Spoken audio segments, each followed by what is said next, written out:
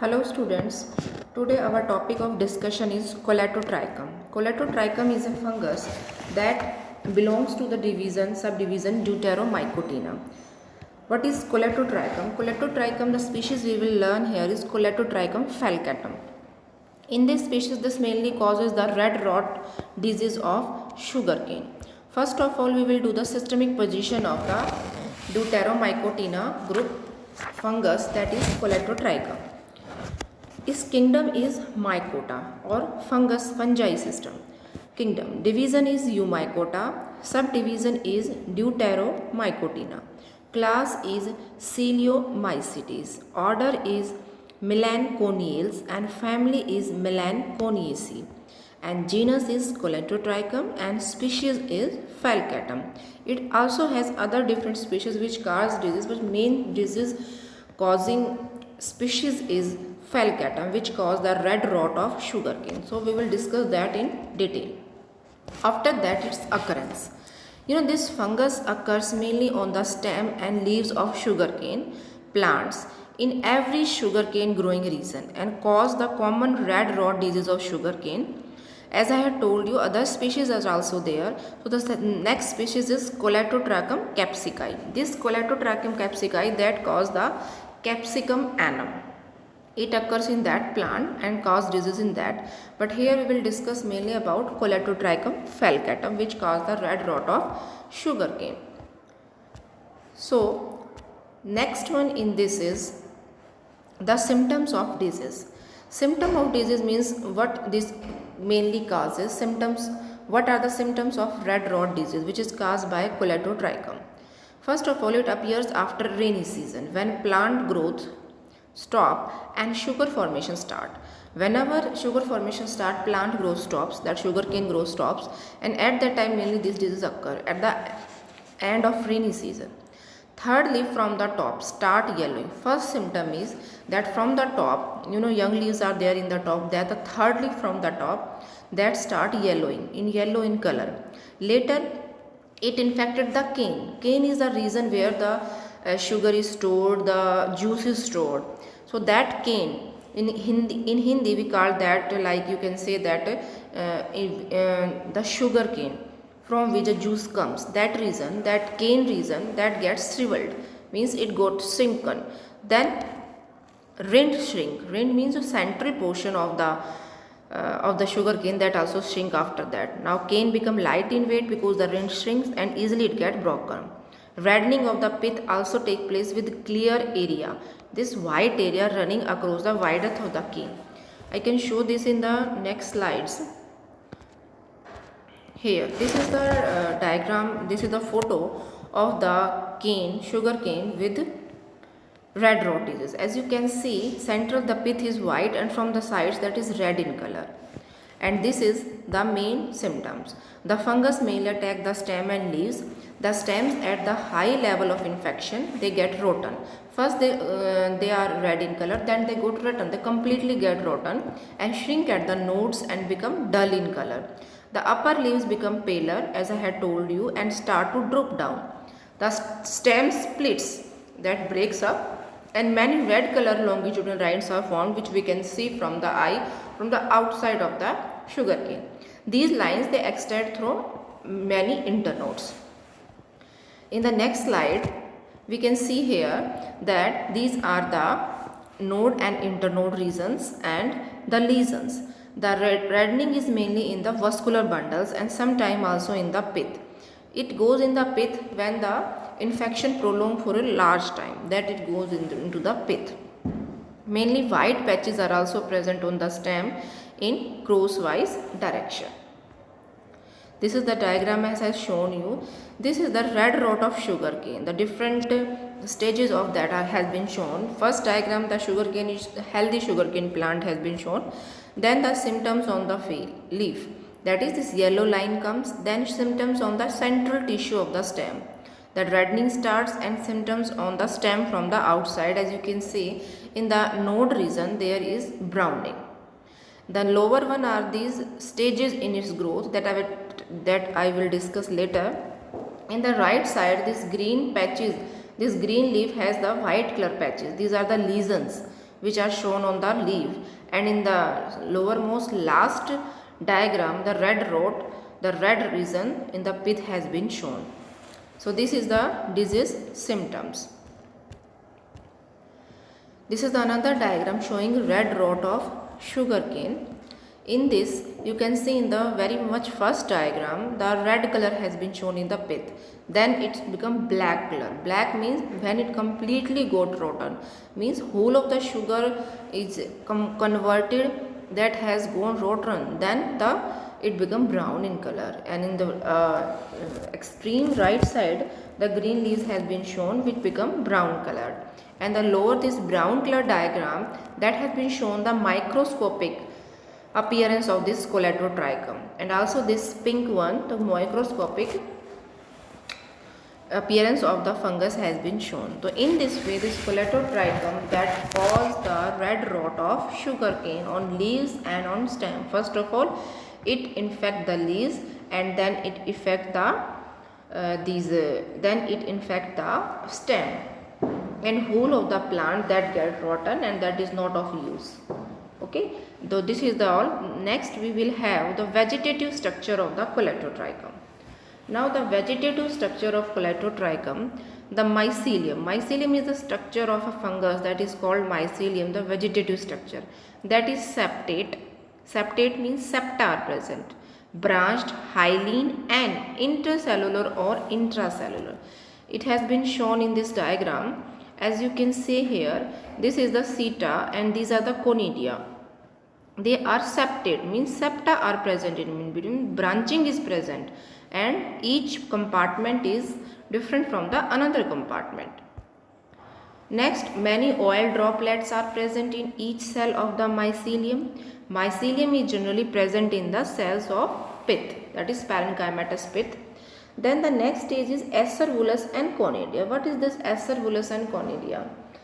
They are actually the ways of asexual reproduction. In Colletotrichum, only asexual reproduction take place, and that is through asexual, this acervulus and conidia. So first of all, first stage that is formed is acervulus. Fungus only reproduce asexually by forming conidia. First acervulus is formed, then conidia are formed. The conidia develop on conidiophore, and both these structures form the fruiting body of the fungus called acervulus. As you can see here, the lowermost portion is called as acervulus, that is cup-shaped structure. From that conidiophore, the stalk-like structure arises, and from that conidia are formed, which get detached. And when these conidia, they drop down into the another space, another habitat, then they will give rise to new fungus and new infection. So the conidia develop on the conidiophore, and both these structure form the fruiting body that is called as acervulus. Now these acervuli are saucer shaped, flat and black velvety structure. As I had told you, the lower in A diagram, the lowermost portion, the lowermost cells is acervulus, that is brown in color. In each acervulus, along with conidia and conidiophore, are present many long branched and septate bristles called as setae.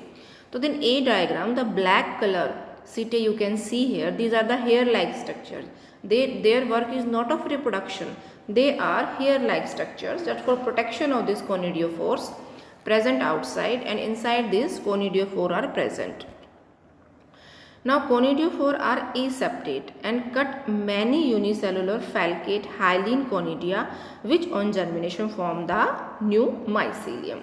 So this has been shown that from the conidiophore, this in B diagram, the conidia are separating. These conidia, when they get a favorable condition, they will again give rise to the fungus infection. So this is conidia, and these conidia and the acervulus, they are formed in favorable conditions. Okay, there is asexual reproduction that is taking place in the favorable condition, not in a favorable condition. Now what happens in the a favorable condition? In favorable condition means when the conditions are according to that particular organism. The condition, the humidity, the temperature, the wind, water, rain splashes, everything it requires, they are the favorable conditions. So these conidia are dispersed by the insect, wind, water and rain, and then they short-lived and germinate in humid conditions. Each conidium produce about 1 to 4 germ tube produce, which coming in contact with the host surface penetrate the cuticle and develop into mycelium. So that is the germination of this conidia, in which when it got particular surface, particular environment, then it undergo germination. Next is chlamydospore. The chlamydospores are the spores which are the method of asexual reproduction also in Coletotrichum, but they are produced in unfavorable condition. As I had told you, Acervulus and Conidia, they are produced in favorable condition, but their chlamydospores are produced in unfavorable condition. In pith, from old mycelium, thick walled, dark brown or greenish black cells are formed. These can be intercalary. So as you can see here, and you should note that the chlamydospores are formed from old mycelium. Means the mycelium in which the Acervulus and Conidia have been formed, and then the condition become unfavorable. So they don't grow. At that condition, from that mycelium, from that fungus, new fungus arise in the form of chlamydospore, and they germinate after a long period of rest. Chlamydospore thus help in survival of that pathogen during unfavorable region. As I have told you that during favorable conditions, the Conidia and the Acervulus are formed, and in unfavorable condition the chlamydospore is formed. This has been shown the diagrammatic life cycle of Coletotrichum.